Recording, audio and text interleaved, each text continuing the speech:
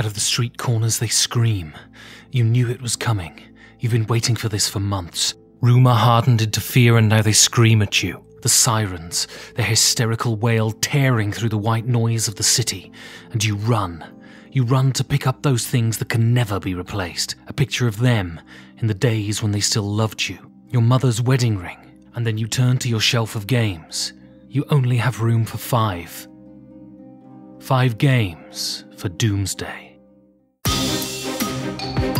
5 Games for Doomsday is a show in which board game personalities are thrust into a cabin in the woods to outrun an oncoming disaster, but can only take 5 of their games with them. But which will they choose? My guest this week is one of the most well-known names in game design, with many classic titles under his belt. An ex-Games Workshop employee, he went on to found a board game company and then publish London, A Few Acres of Snow and Brass, amongst many others. He's most well known for his heavy economic games, but has branched out into many areas of design, including publishing a miniature skirmish game. My guest this week is Martin Wallace. Martin, welcome to the cabin. Hi, Ben. Good to talk again. Yeah, we won't talk about the aborted first attempt. Everything here runs absolutely perfectly. No, this is all fresh and new and completely spontaneous. So to begin then, how sort of attached are you to your games? How is the thought of your games being destroyed by an apocalypse? To be honest, I'm not actually that connected to my games. It's a funny thing. I know there's a lot of people like aspiring game designers say, oh, if I could only design a game, that would be great, have my name on a game, and then for some reason that would make me happy.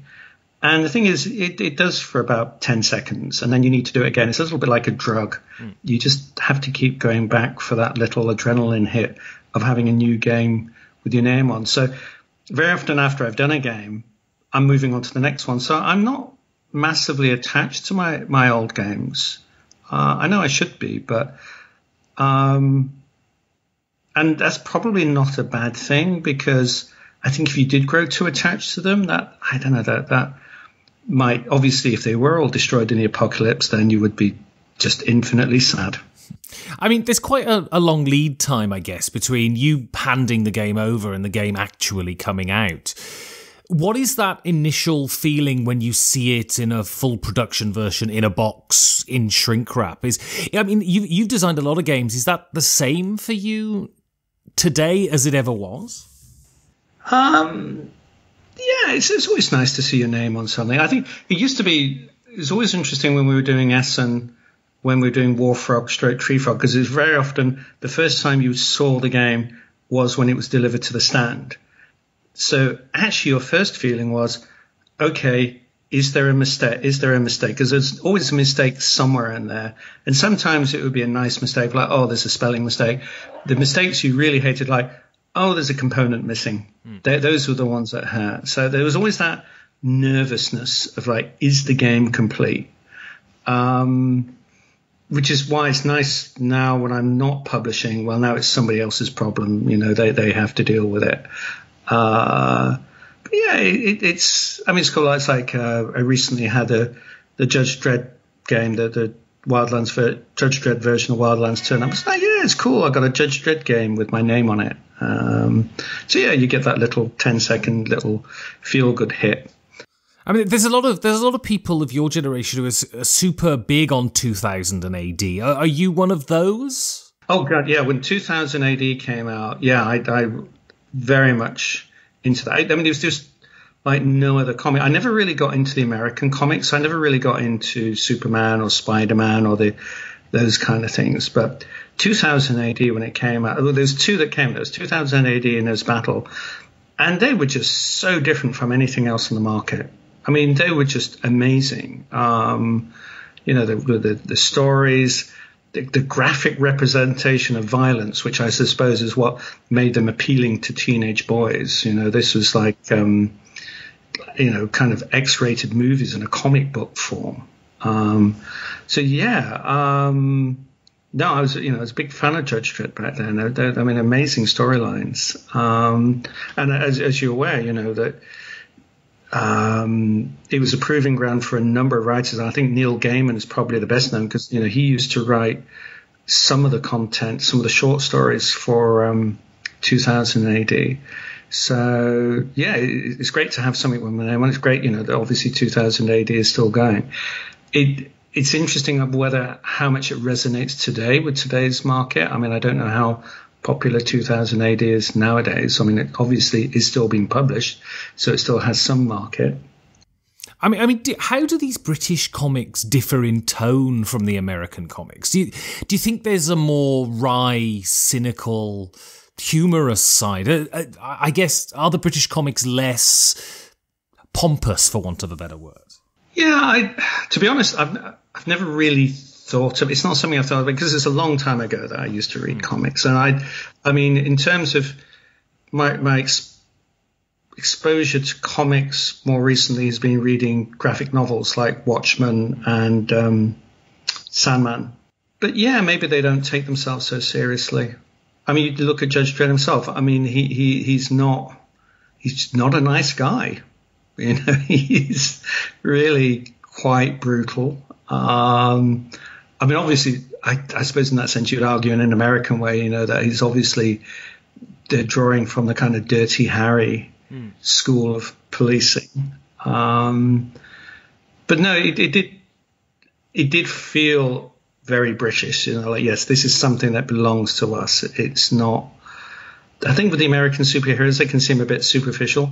I think this is why I never really got into Superman, because it's like, well, he's super. He can do whatever he wants. Why do I need to be worried about him? Whereas those characters that I was more interested in would be people like Batman, who obviously have frailties. They're not totally super powerful. They have strengths, but they also have weaknesses. And I suppose with the 2000 AD, you were dealing with characters who weren't superhuman. Yes, they were special, but they weren't. They still had those weaknesses, and they also had personality traits, personality faults. So they weren't super duper goody good guys. I mean, Wildlands, the Judge Dredd Wildlands is an adaptation from your sort of fantasy Wildlands game. Was there a big change from the two versions, or was it a matter of just putting the theme from Judge Dredd onto the already designed game? It's about 90% the same. So yeah, it is a reskinning. I mean, they've changed a number of different things, and we basically, and I mean, I know that sounds bad, like, oh, you just reskinned it, but it is something I try and do when I am designing games, is to design in the ability to adapt them. So the thing with Wildlands, it was always built with the idea this is adaptable in that you can use the system to model different groups of, for want of a better word, fighters. So in that sense, it fits Judge Dredd, because basically you can just, you're just picking a different group of heroes and saying, right, how do we model them through this system? So it's not perverting the system. It's not breaking the system. It's using a system that was designed to be adaptable in the first place. And the system is pretty robust in that we managed to say, yes, we can do this to model how psionics work. We can do this to model how this particular character works. So, the system was able to be reformed to model these different groups.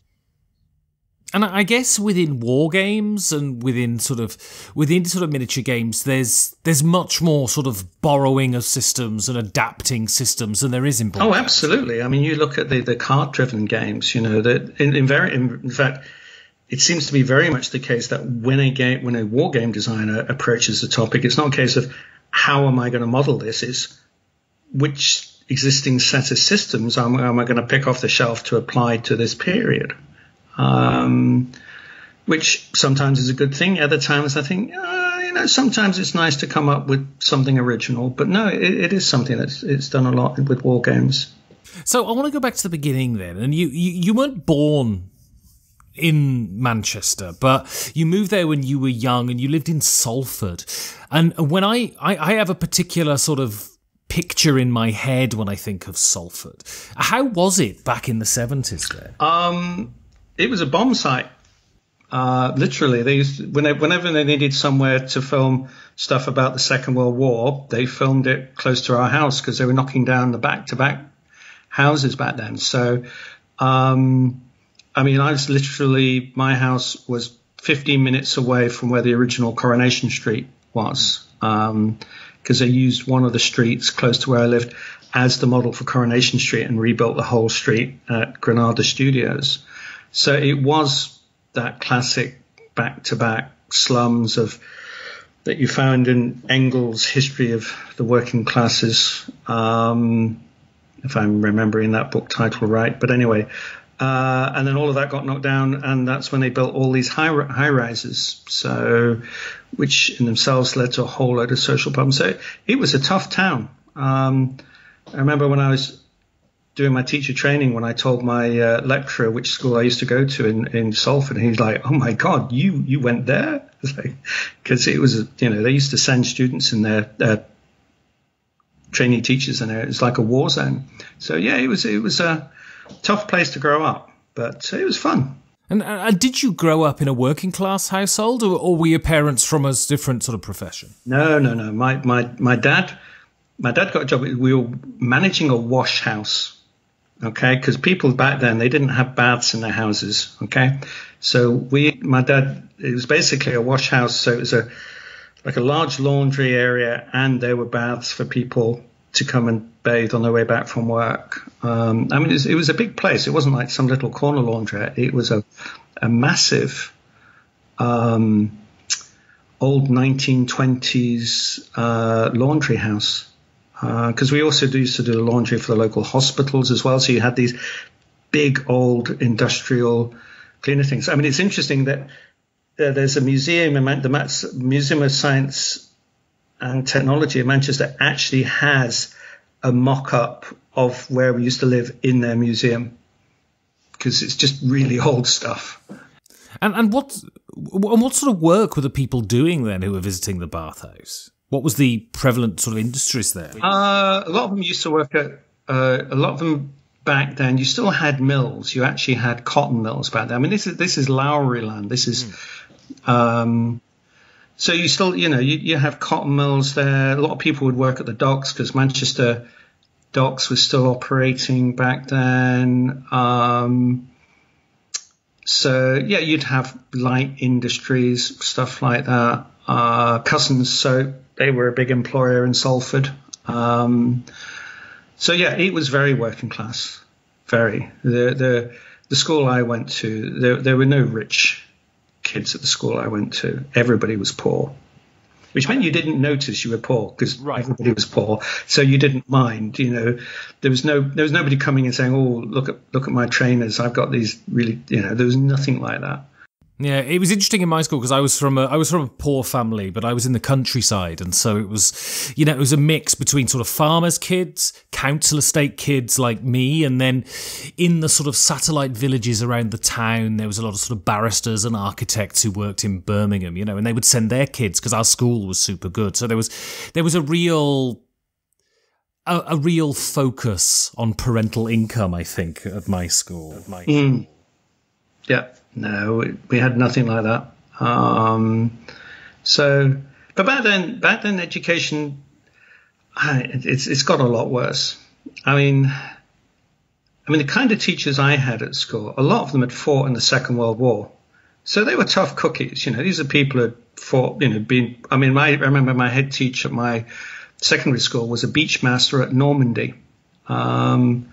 So they were experienced people, so they knew how to handle tough kids because they'd been in tough situations themselves. And I think now, and children respected their teachers a lot. And I'm sounding like an old fuddy-duddy now, aren't I? Like, I remember the old days but teachers, I think, were a lot more respected then. Now, I have been a teacher and I've been on the other end, and teachers get nowhere near the same respect as they used to do. Was corporal punishment still a thing in schools back when you were there? Oh, yes. Oh, yeah. They used to cane kids, yeah. Did you ever get the cane? No, I was a goody two shoes, So no, I never got the cane. Yeah. So for those people who don't come from Britain might not know this, but Salford has sort of been transformed in the last sort of 15 years, and the BBC now have a big complex in Salford. Have you been back recently, and is it remarkably different from when you were a kid? Oh no, I mean all of that happened when I was still living in Manchester. So yeah, I've been down. Yeah, because you've got the BBC bit, you've got the Lowry Centre, the whole docks area has been rejuvenated. You've got the war. They've got the War Museum there. The thing is, though, it's very much a gated community. So what you have is a lot of wealthy houses, a lot of security, and across the road you still got those pockets of severe deprivation. So it's not a case that Salford in its totality has been rejuvenated. It's very much a city of two halves now. One very wealthy part, which would probably rather be known as Manchester than Salford, to be honest. And you still got the very poor areas of Salford. So you, back in the early 80s, you went and you worked for a small company that was just coming up called Games Workshop, and you worked when they opened their store in Manchester. What was Games Workshop like back then in 81? It was great. It was amazing. Because back then it used to do everything. I mean, nowadays it's Warhammer. I think they've renamed them all Warhammer, and now they only do their own stuff. But back then they did everything. They did Dungeons and Dragons, they did Avalon Hill, SPI, Tunnels and Trolls, all sorts of different games, Mayfair games. So you had all of these particularly American games that up until then, until Games Workshop came along, I'd see these games mentioned in magazines. And then the first time I went into Games Workshop, it was the Hammersmith on Darling Road. I went in there. It's like, oh my God, I'm seeing all of these games I've only ever heard about, and they're there. All of them are there. And it was an amazing thing. And for me, then it was a really good training in that you got to know these games, you'd read up on them, play quite a lot of them. So for me, it was a good grounding in experiencing a wide range of different games, which is something which, game designers coming into the hobby now, they're never going to experience those kind of games because you don't see them anymore, really. It was a great education. And did you sort of rub shoulders with sort of Ian Livingstone, Rick Priestley, those sorts of people? Were they around, or were they down in London? Ian and Steve Jackson were mostly down in London. I was a minion. I was just working behind the counter. So you'd see Ian and Steve would pop up every now and again, and they'd say hi. They'd go into the back office and talk to the manager, and then they'd leave. So they'd never stop and talk to the minions. Although what's quite amusing now is I'm actually working with Ian Livingstone on a number of projects at the moment. So now I get to pop down to his house and have coffee and chat with him. But times have changed. So I guess he didn't know at the time that you were working in Games Workshop, and was he surprised to hear that you'd been at the store in Manchester? Oh no, because when I first used to go to Essen, back in the 90s, I met him when I used to go over to Essen, and we got chatting, and I let him know that I used to work then. I think he must have vaguely remembered me. So when we bumped into each other a couple of years ago, he actually remembered me, not because I worked in the shop. He remembered me because we'd met at Essen. Mm. And so I want to go on to your first game now, and this one is Bluff. Why are you taking this one to the cabin? I just think it's just a great game. It's just a really good entry game. It's one of those games that I found it's very easy to explain to non-gamers. And you can have a lot of fun with it. But you can also play, I've introduced it to gamers as well. And it's a game you can explain very quickly. It's a very simple setup, but it just creates those lovely moments of tension which is a simple thing itself. Do I raise or do I call? And that's all it is. But just every game is fun. I say I played it with experienced gamers. They enjoyed it. I used to take it when I was a teacher. I used to use it in the classroom. I'd take games in at Christmas and let the kids play games. And that was one that went down well because it didn't involve using language. It was simple to understand, and the kids got it. Because we're talking about kids who weren't, some of them weren't very good readers. It's just something I have a lot of fond memories of. I think there's one convention where we were playing the drinking version, where every time you went out, you had to have a drink. That was a bit bad, but simple games are great. As long as the right simple games are great. So I think it's a classic. And so this is quite an old game. Did you play this one as a kid growing up? Oh God, no. I only got into this when I got into Euro games. So I would have only been introduced to it sometime in the mid-90s. Yeah, because I think it came out in 1980. Got a vague memory. And so how would this game stack up against sort of modern games? Is it still relevant? Is it still as much fun? Yeah. I mean, it's still. I think nowadays it's sold as Perudo. I mean, there's different versions of it. So it's still, people play it. It's still popular. I think Perudo, the rules are slightly different. I've still got my original Bluff, the Richard Borg one. Although the box is a bit battered now.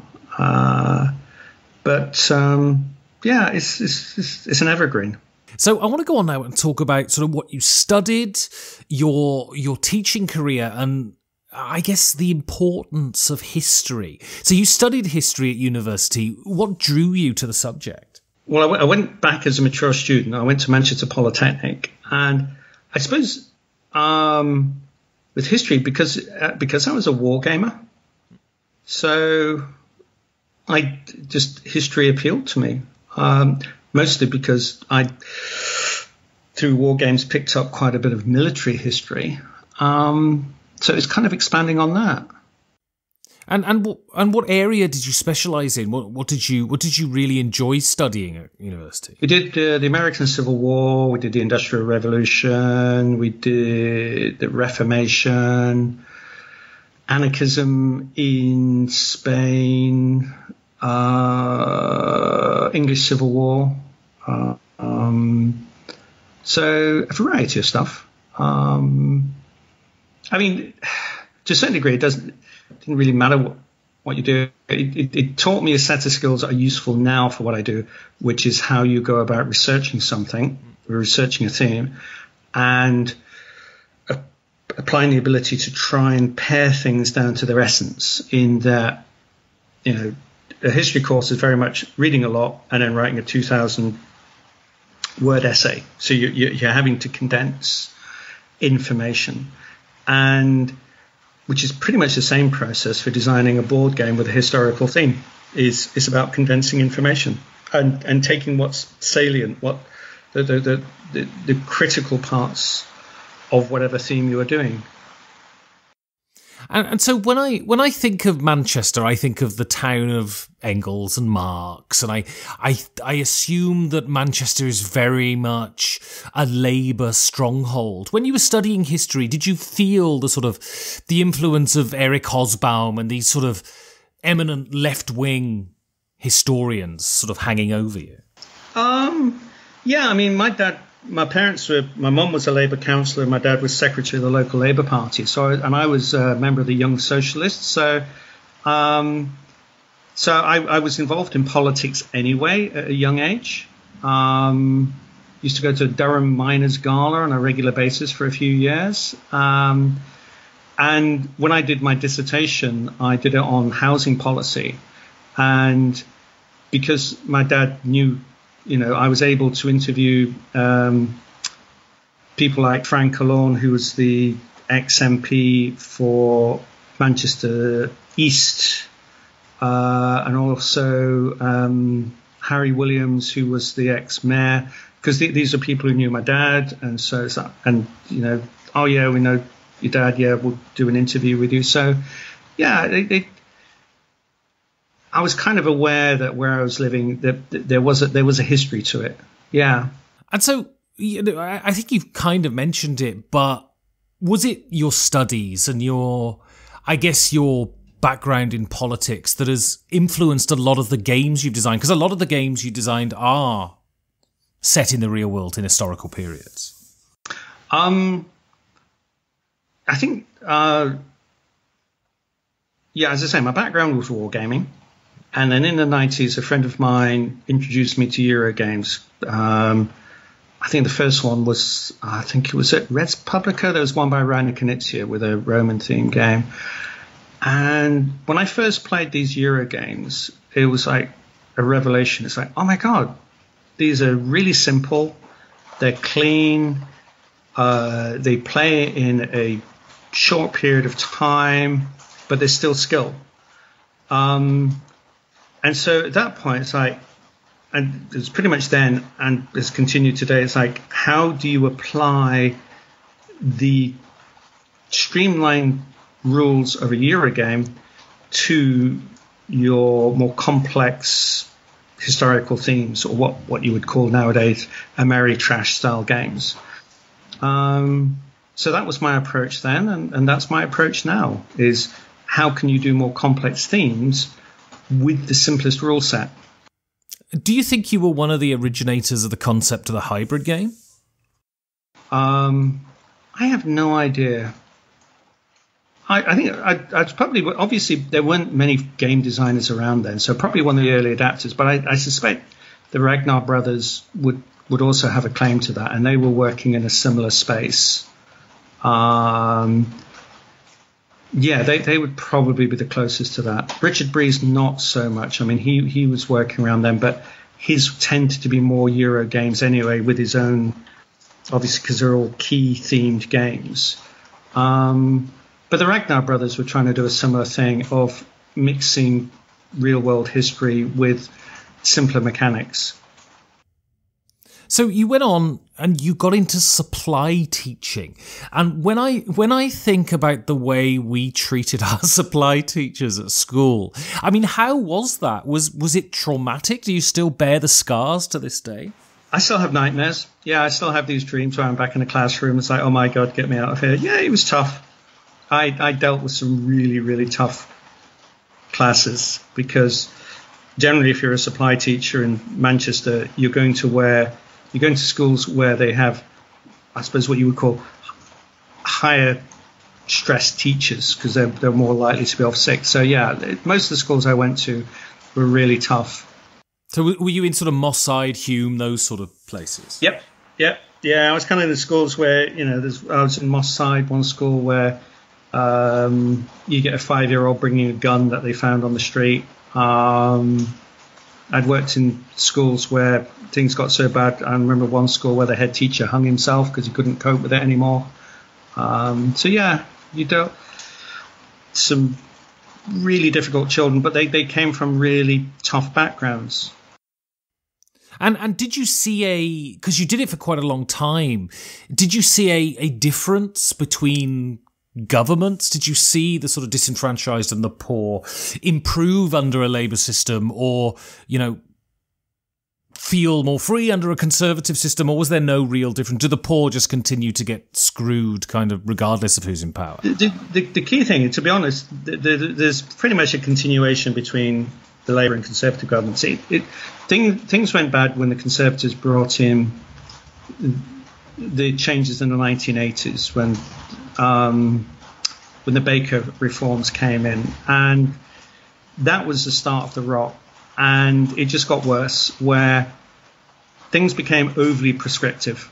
I remember, as a supply teacher, I was going into school and having to do a lesson on the imperative noun to a bunch of kids from Somalia who could hardly speak English, because it's down on the plan that today we have to do, it's the imperative verb.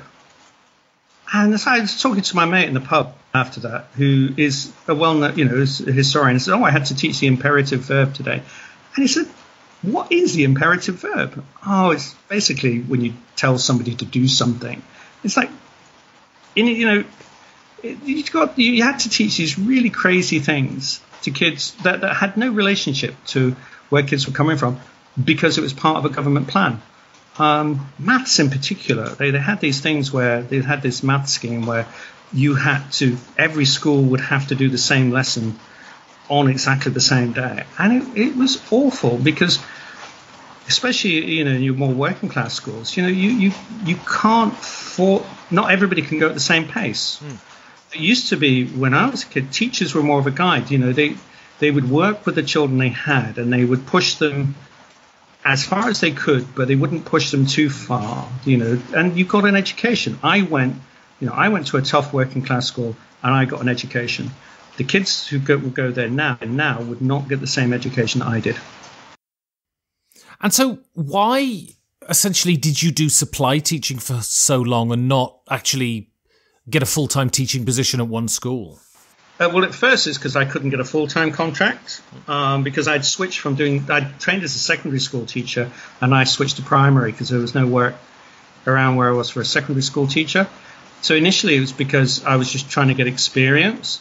And then it actually became useful because being a supply teacher meant I could take off.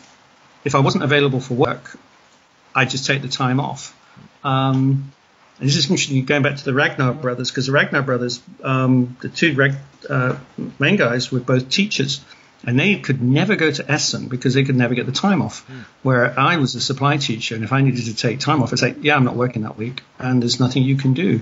So actually, it was actually a good job to have if you're trying to build another career, because you have more control over your time. So I want to go on now and talk about your next game, which is Breakout Normandy. And as someone who's fascinated by history and studied it, is the Second World War an area that you keep coming back to? Do you find it endlessly fascinating? Not so much now, but back then, a lot of most of my war games would be World War II. So, yeah, it is by far, from a wargaming point of view, one of the most interesting areas of conflict, for all sorts of different reasons. And I just remember with Breakout Normandy, for me, it wasn't the first of that system. The first one was Storm over Arnhem. But it just seemed to me that it was just such a different way of modeling combat, and it just included elements that arose naturally that just seemed to be more closely linked to what was really happening on the ground. Mostly because it was area movement, and rather than hex-driven movement. There's always an issue with war games when there's hexes, because it can kind of, as soon as you add hexes, you're dealing with the same patterns emerging. But with area movement, it creates a more realistic feel. So I have fond memories of that, even though it's a long time since I played it. But I still have a copy.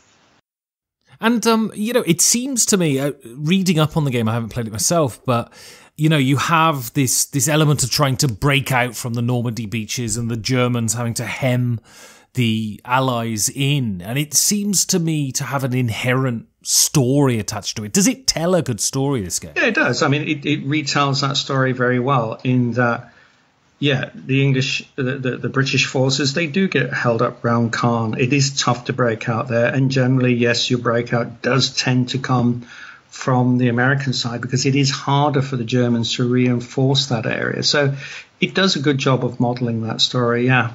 So I want to go on now and talk about your designing. What got you into designing games? Was it sort of variants on war games? Yes, certainly the first type of games I was working on were kind of war gamey things, because that's all I knew. I didn't actively start designing games until I was about 30. Yeah, just to hit my 30s. And for some reason, it's a bizarre thing. It's just for some reason I thought, I'd like to have a go at designing games. And I have no idea where that idea came from. But it did. And I just started designing games, and I designed loads and loads of games, and they were all really bad, awful. Never got anywhere with them until I designed something called Lords of Creation, which I think I designed about 92. And I self-published it in 93. Yeah, that was my first game. And that was kind of it was a Risk-style game. It's very light and fluffy. really. But it had a certain something to it. I think it was the first game I played when I play tested where people thought, oh, I'd play that again. So I thought, yes, maybe I'm onto something here. Then it popped into my head like, I like to be a full-time game designer.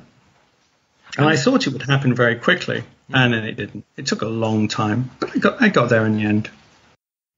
And so, you say you self-published Lords of Creation. And when we think of self-publishing now, we think of Kickstarter, and we see it as sort of relatively easy. What was the process of self-publishing back then? Back then, the first I did 50. I printed 50 copies off a Macintosh printer and stuck them together by hand and sold them in Ziploc bags. And I put an advert in Sumo, which was a magazine published by Mike Siggins, which transformed into Counter and has now ceased to be published. And that was it.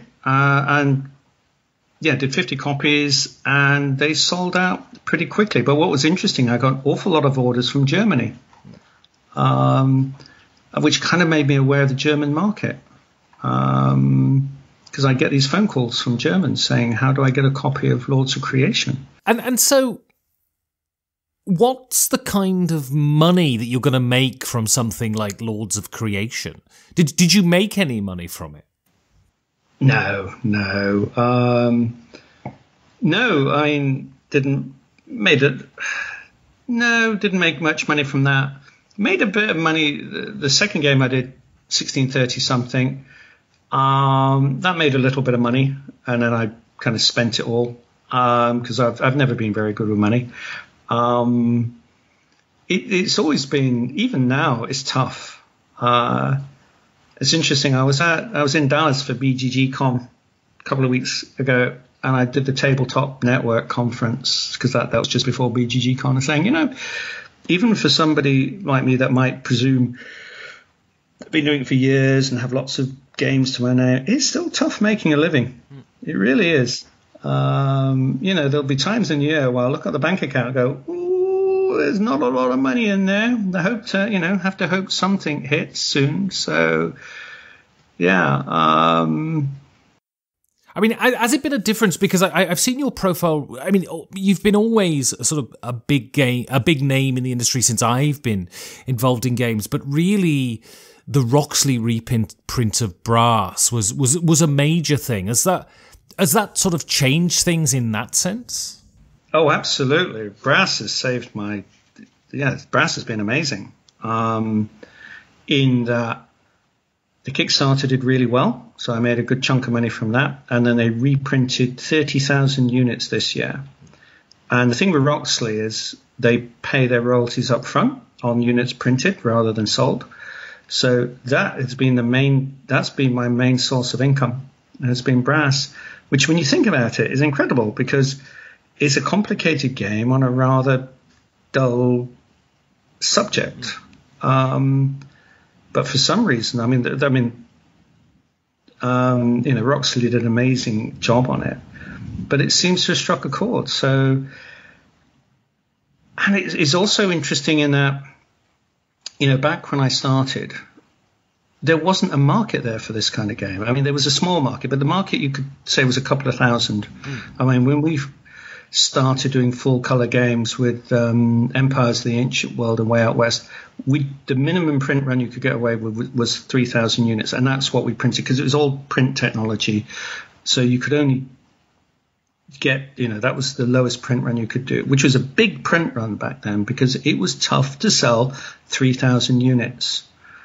So the market has changed out of all recognition from what it was back in the 90s, and that suddenly you can have these games that are actually really complicated, but they have the potential to sell in large quantities. And so when you think of a design, how do you approach design? Are you one of those people who can do stuff very quick and it comes out like a flood? Or is it all very torturous and every sort of element is very deliberative and takes a lot of time? It depends. It really does depend on the subject. It's a game I can't tell you what it's about because it's subject to an NDA, but it's going to be coming out from a big company next year, and it's based on a computer game. And they're not going to be like me for saying this. It took me 3 days to design, and the game is awesome. I mean, it just works. It just worked first time. It's just an incredible game. I'm working on another game at the moment for a UK company, and it's a struggle because the theme is just, I'm having to do a lot more. I kind of got a brief. It's got to be about such and such a thing, and it's kind of a struggle because I'm having to create more of a story, whereas the game that took me 3 days was based on a computer game, so it was kind of already there. So sometimes things, come together really quickly. Other times they're slow. It just really does vary. But very, very often the model is where I'll spend a few weeks thinking, or maybe sometimes a few months. It'll just be thinking ideas over my head. And at some point I'll sit in front of the computer and it'll all come out and it'll come together fairly quickly. So I can work fast. And sort of what percentage of your games are games that you come up with the concept, you come up with the idea, and you bring it through to fruition? And what percentage are games that, you're approached by a company, say, we want a game on X, Y, or Z? Mostly at the moment, it's people coming to me. Pretty much all of the stuff I'm working on is people coming to me saying we want a game on this. Usually they want it based on a computer game license. Either a computer game license or with this other game that I'm working on at the moment where it's got to be based on some artwork. So I've had a couple of those recently that, we've got some artwork, we need a game. So I'm not having to come up with my own ideas at the moment. There are some things of my own that I want to work on, but no, it's mostly working on stuff that other people want, which is great because it means if you can do the job, you're going to sell the game. You're not having to come up with something and then hope you can pitch it to somebody. And do you pitch still? I remember when I was at Essen a couple of years ago, I was walking past one of the booths of the company and I saw Rainer Knizia walk out and I thought, oh my God, Knizia still pitches games like, a normal game designer. Do you still pitch? I've still got some kind of older designs that have not found home. So, I'll do the occasional pitch. Usually a case of, hey, I've got this game. Are you interested? And you either are or you aren't. But not as much now. I'm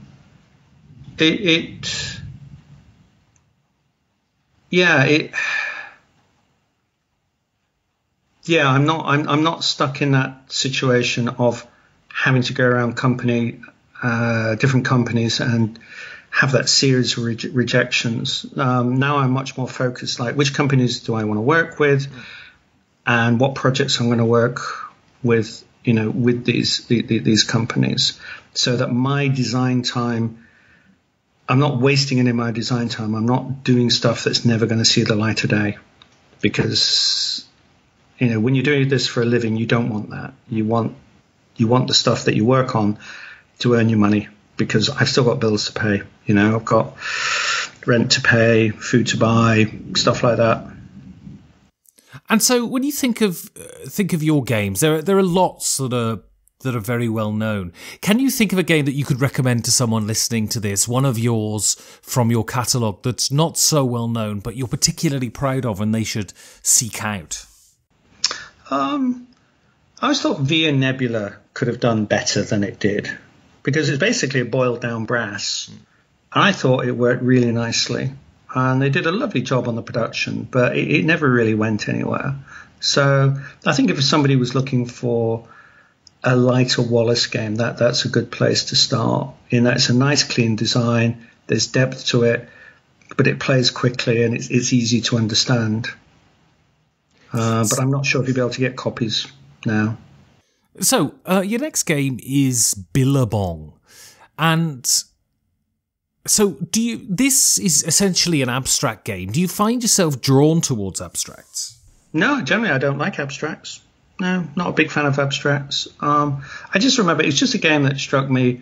Again, it was back when I was becoming exposed to Euro games. It was a game that we used to play at my games club. I just thought again, a bit like Bluff, so simple, so elegant, but so much depth to it. Perfect family game. Really simple rules, but there's a lot of thinking to it. I don't know if you've ever played Billabong, but it's basically checkers. It's a game where you got everybody's got 5 kangaroos. You're racing around a Billabong, so you've got a track, and basically you can either move, when it's your go, you either move a kangaroo one space, or you can jump over another kangaroo, as if you're playing checkers. But the key thing is the jumps have to be symmetrical.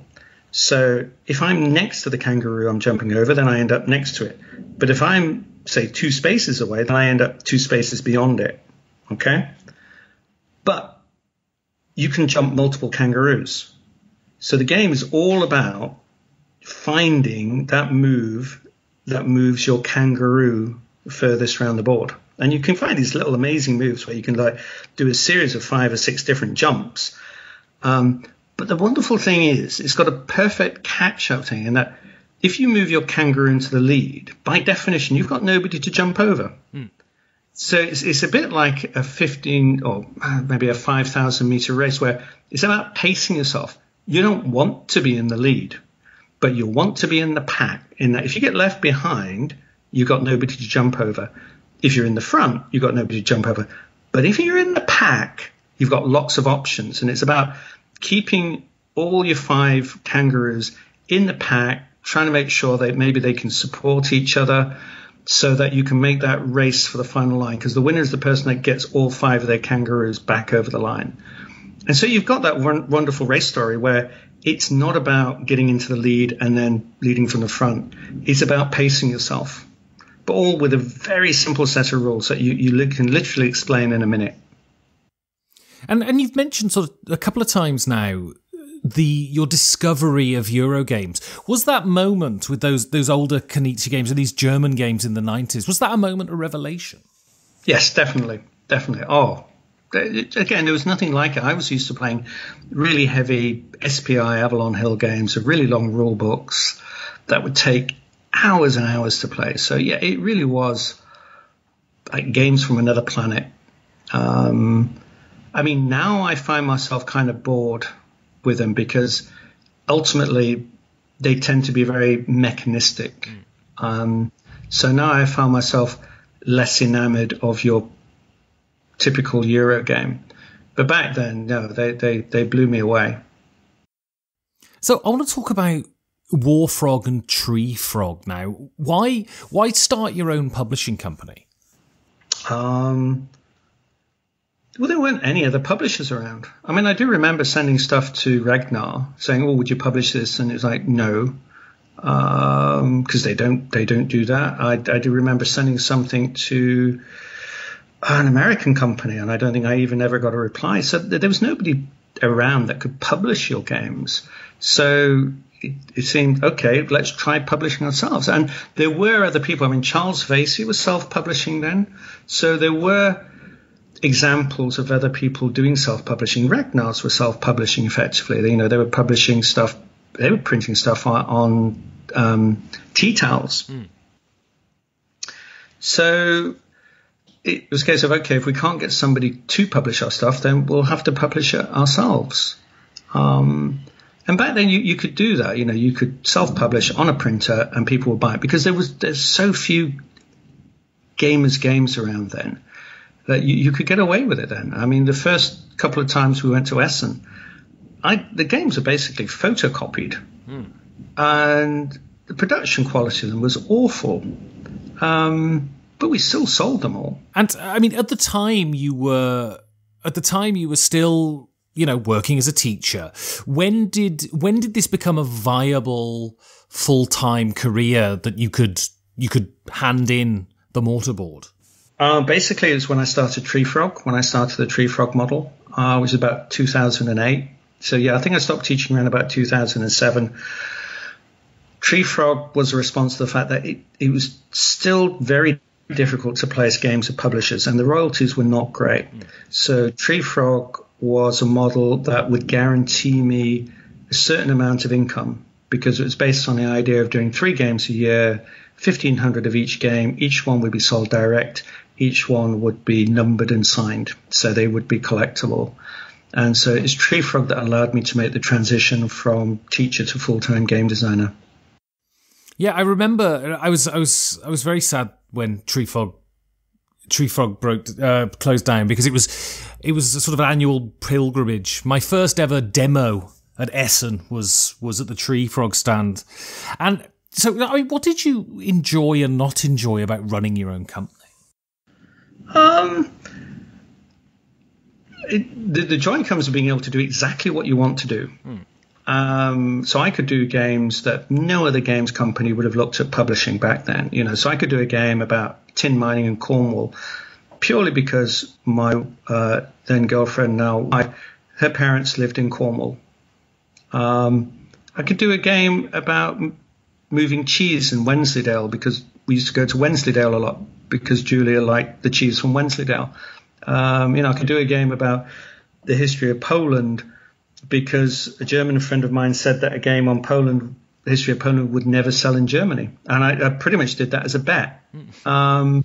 You can't, you can only do that when you're running your own company. So yeah, I love the fact that I could just pick a theme and do it. I didn't have to have a discussion with anybody. I didn't have to pitch it to anybody. It's like, no, I'm going to do this theme. You're only doing 1,500, so the risk is minimal. So it meant you could do more obscure themes. And it was also the challenge of having to only use wood. And it's interesting, because I say when I was over at BGG Con, Gil Hover, we never had the conversation, but he said, Martin, I need to have the conversation. How do you do a game without cards? Because it's actually quite difficult. Most games have cards in them. It's pretty difficult, unless it's an abstract. It's pretty difficult doing a game with an economic basis where you don't have cards. So it was kind of fun having to think outside of the box, working out, with things like Tinner's Trail, how to have an economic game without cards, because all the information is open by definition. With Automobile, how to do a game about the automobile, the car industry without cards or dice or counters and things like that. So for a while, it was an interesting challenge, but it ran its course. It was never something that was going to continue forever. And effectively, we were superseded by Kickstarter. Yeah. So, and moving to New Zealand just made it too difficult to run the company. But no, it was good fun. And you licensed Pratchett during that time. You made Discworld and you made Witches. So how difficult was it to get the Pratchett license? And was that a money spinner for you? It ended up being one of our biggest selling games. I think it sold 70,000 units. So yeah, it definitely made some money. I got the license because it turned out that one of my guys who used to do playtesting for me was also close to Terry Pratchett. So I had inside information. This is something that I've learned over the years, is that if you go directly to somebody and ask if you can do something, the answer will generally be no. So what you always have to do is find the back door. So with Terry, we found the back door, and it was a case of, right, if you're going to do this, just design the game and then go and play it with his fans. So what I did is I read the books, designed the game, and then I went to the Birmingham Discworld convention, and we just played the game in the lobby with just whoever was passing by. And word got back to Terry that people enjoyed the game, and then we could negotiate the license. But if I'd gone to him directly and said, can I do a game on this? The answer would have been no. So, and I've applied that in a number of other cases where, you're after a license. It's like, well, do the game first, because it's much easier to sell something that actually exists rather than selling a promise. And, Tree Frog closed, and it's been closed for a couple of years now. And when you look back on Tree Frog, how do you feel about it? It's fond memories. It's really good when we were based in the UK, because it was so self-contained, because I worked on a farmyard. I rented some space on a farm, and just in the foothills in above Stockport. And so I had an office there and a warehouse there, and we would have games delivered. They were printed in Germany. We'd have all the games delivered. You'd have to remove the shrink wrap, number them, sign them, and then shrink them all again, stick them in boxes, put labels on them, and ship them all out. And it was quite labor intensive, but it was kind of fun, because family and friends would help out. It was very self-contained, which is one of the reasons why, we could make money from it, because we weren't paying a lot of money out to other people to do stuff for us. That's kind of why it broke down when we moved to New Zealand, because then we had to start relying on other people to do stuff for us. And then that process started breaking down. But that was good fun. So your next game then is Terra Mystica. So what do you think Terra Mystica does differently from its sort of Eurogame predecessors? In a sense, it's a classic Eurogame. I mean, it is totally a Eurogame, and really I shouldn't like it. And the first time I played it, I didn't like it, but I got over the hump and I came to appreciate it. And I think for me, what it does well is it's an abstract. It's got a fantasy theme. I think it's good that it has a fantasy theme because it's not trying to be anything. It's all about resource manipulation. It's all about scoring points where you can. But I think for me, one of the reasons it worked is because you have different resources that to a certain degree can be converted into other resources. And it's about finding that clever little way of being able to pay for something by exchanging this for that. And I know that sounds kind of dry, but for me, because you have different races that operate in different ways, it becomes an interesting problem to solve. I know it's not for everybody, but I don't know. It's still one of my favorite games. That is a heavier Euro game. Have you sort of mentioned it? Have you sort of drifted away from the Eurogame model now? Are you into slightly different things? I have to say, I try to play some of the better known Euro games each year. Given that there's only so many games you can play in a year, and I have to say I find myself disappointed with most of them. I think some of them are just needlessly complicated. Complexity for the sake of complexity just drives me crazy. I don't understand it. But that seems to be the way some of these games work now. So that's a trend I don't like. I also, games that supposedly have a theme, this game is about X. And it's like, no, it's really not about that. I could name games really, but I'm not sure if I should do that. But there's a lot of games that people rave about, and I look at them and go, they're not well designed. I really don't, they either don't match their theme or they could have been streamlined. They didn't need all of this additional stuff on top. But that seems to be what people are into at the moment. It's almost like we're in the Baroque phase of game design where games have to have all of these additional bits hung on them that they otherwise. I get this feeling that with some gamers, unless a game is really hard to understand, they don't think it's deep. And it's like, actually, simple games can be deep. You don't need complex rules to have a deep game. In fact, there's a lot of complex games I look at. It's like, it might be complicated, but the game itself is shallow. Do you see there being a sort of reaction to that? Do you see us returning to sort of Euro games that feel like Knizia games from 97? I'm not sure if there'll be a reaction going back to those. Although Ryan is now putting out some more stuff that appeals to gamers, so maybe that is something that's happening. The thing is, all those old games are still available there for people to play anyway. You don't really need more of them, and a lot of them get reprinted. So all the classics are still there if you want to go and find them, and some of them hold up really well. Some of them have aged really well. I think if the market's moving anywhere, my feeling is that people are looking for more story content in games. In that, it used to be with the games, what's the new mechanism?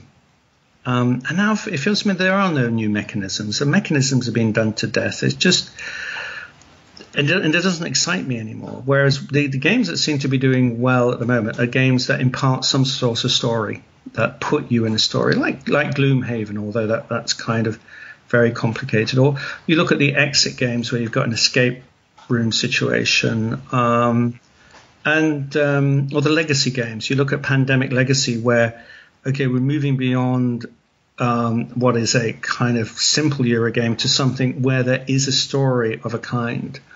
And I get the feeling that what you're seeing is because the American market, because the games market, as we know, is expanding, but most of the expansion is happening in America. And I get this feeling that it's American tastes that are coloring what's becoming successful. So I think, and the Americans, they're Americans. They like Ameritrash. So I think they like a bit more story with their game. So for me, that's the kind of direction I'm trying to move in, is games with a higher story content. So coming on to that, I want to talk about the future. What do you have coming up in the pipeline? What can we expect to see in the next 12 months? Well, I'm working on a game it was called Runestones, but then Queen stole that name and it's now called Bloodstones, which hopefully that will be up on Kickstarter in the next 6 months. And that's published by? It's going to be published by PSC, okay. Plastic Soldier Company. And it's my attempt to do a game with the minimum set of components, but the maximum amount of depth. So it's a fantasy war game for 2 to 6 players with asymmetrical forces, but all of the playing pieces are Mahjong-type tiles. So in terms of components, it's really clean. The rules are pretty straightforward, but the game's a lot of fun because each of the races, you have these different races. Basically, it should really be, I should have really called it Game of Thrones, because you have dragon riders and you have necromancers and you have giants and so on, but I wouldn't be able to get the license. But so there's an element of kind of Terra Mystica where you have these fantasy races, they have their own abilities, and it's how they interact on the board, or boards, because there's multiple different maps. But it's interesting because in one sense it's an old school war game. It's interesting playing with Eurogames because Eurogamers are not used to playing war games, and it takes them a while to get the strategy. But yeah, that's coming out next 6 months. There's another one I'm working on with PSC. They've not announced it, but they have signed the license, which is a board game version of a computer game called Rome Total War. So that hopefully is going to be big. Again, it works really well. I've got another game coming out, I think I mentioned it earlier, which is based on a computer license. It's coming out from a German company. They'll be announcing it at Nuremberg. It's got the potential to be big. I'm working on some fighting fantasy stuff for Ian Livingstone at the moment, a couple of different things, which again, it's not publicly announced, but that's something in the future. Phalanx are doing a game, they've already announced it, called The Rocket Men, which is a deck building game about the modern space race. So I think that's going on Kickstarter in the next couple of months. And there's probably other stuff. There's a lot of stuff going on at the moment. There's a lot of stuff. I'm working on an expansion for Australia to add a 5th player, where you get to play Cthulhu. So that's in development at the moment, working that with Amanda from Chill Mill on that. So that'll be hopefully something for next year. But yeah, I think that's most of the stuff I can talk about. And so it sounds like your decision to stop being a publisher and be a sort of gun for hire has been the correct one then. Oh, absolutely. Yeah, definitely. Absolutely, definitely. I can't do publishing from over here. It's a lot harder. Just working for other companies has worked out, but only because Brass has done well. Wildlands has done okay, but Brass has done very well. So at some point I'll be doing more work for Roxley, and Roxley also, working on developments of the Brass system as well. So yeah, fortunately, I'm in a position where I can just focus on game design 100% and not worry about artwork or production, marketing, and all that stuff. So when you think about your legacy as a designer, what do you think that's been to the industry in general? I think it would mostly be connected with the trying to marry the American school of design with the European school. I think that's where most people, if they're interested in, game design theory, game design history, I think that's where my legacy would be. And, being able to work from a theme and come up with a design from the theme rather than working the other way around. As you know, a lot of game designers tend to work from mechanics and then add the theme, whereas I tend to work from the theme first. So hopefully I'll be remembered for that. And can you think of any sort of modern designers that could be termed as sort of children of Wallace that have taken the torch on from you? Good question. I don't know. I know Vital Lacerda, his favourite game was Brass. And I suppose you can see I think he probably does work from theme first. I just find some of these games, he just needs to work on simplifying his games. I find his games, they're just a little bit too complex for my tastes. But yeah, he's definitely been influenced by my stuff. That's probably about it. When I think of a sort of a classic designer that has very Euro elements and brings them into that more thematic thing, I think of Eric Lang, and I think especially of Chaos in the Old World, which feels very much like a Euro game, but it's a dudes on the map game at the same time, right? Yes. Yeah, I don't know if I know he's told me that of my games, the one that fascinated him was Tempest. So maybe he's a stepchild. I don't know. I think, he also brings a lot of his own stuff to his game design. Maybe he has been influenced by my stuff. That would be nice. I'll have to ask him next time I see him. So your last game then is a Euro classic, and this is Power Grid. Why do you think this game is so well thought of? I just used, when it first came out, we just played it a lot, and I just really enjoyed it. I wasn't very good at it. I don't think I've ever even won a game with it. But I just remember having a lot of fun with it. Because it just seemed to be a wonderful marrying of different economic elements, that your route planning, it's like, how do I expand my empire? What do I spend on upgrading my structure? Again, you had this race element that you don't want to be in the lead. It's all about pacing yourself. It's all about being in the pack and then bursting from the pack. And there's just so much going on in there that I thought was really clever. In that, what ultimately, when you look at it, is actually quite a clean design. And maybe going back to what we were talking about earlier, that does seem to be something that a lot of modern game designers, they don't get. It's just that clean design. And yeah, Power Grid had that. See, there's another game. It's like Concordia, because I've been playing quite a lot of that recently. And it struck me maybe that should be on the list as well, because it's a game that first time I played it didn't blow me away, but I've grown to appreciate it because it's such a clean design. It's not terribly thematic, but it's easy to get into, and it kind of worries me with this modern school of gaming. It's like you can play these games, you have to study for hours before you play them, and then you play them, and then you put them on the shelf, and I kind of think, in 3 months' time, you're going to have forgotten all of those rules. And it's just going to stay on the shelf, because if you want to play the game, you're going to have to go through that learning process again.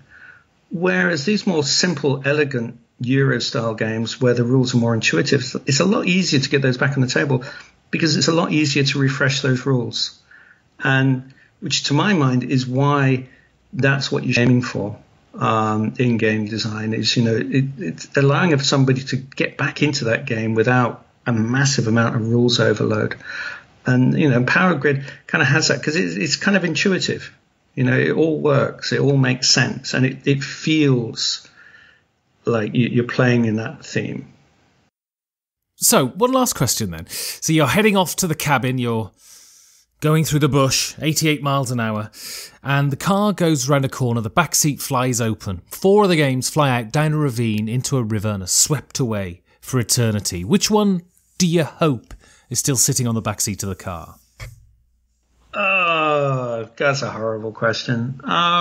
It depends who I'm going to end up in the cabin with. I suppose for non-gamers, and I would hope that I would end up with Bluff in the back. If I knew I was going to be in a cabin with gamers, then it would have to be Terra Mystica because it takes longer to play and it's more satisfying.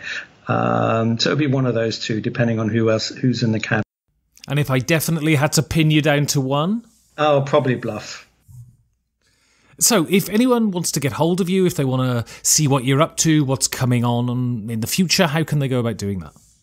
That's a very good question. There are plans afoot.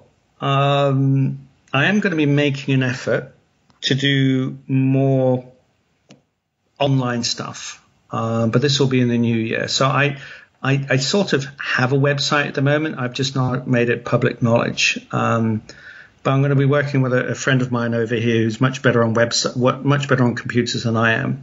So I'm going to get a website up which will talk about the different projects that I'm working on, what's coming out, and which will also, you know, people will be able to contact me through that. So it's a case of watch this space. So what were we talking? Probably looking at February next year. Excellent. Well, Martin Wallace, thank you very much. That's okay. My pleasure. You can support the show in many ways.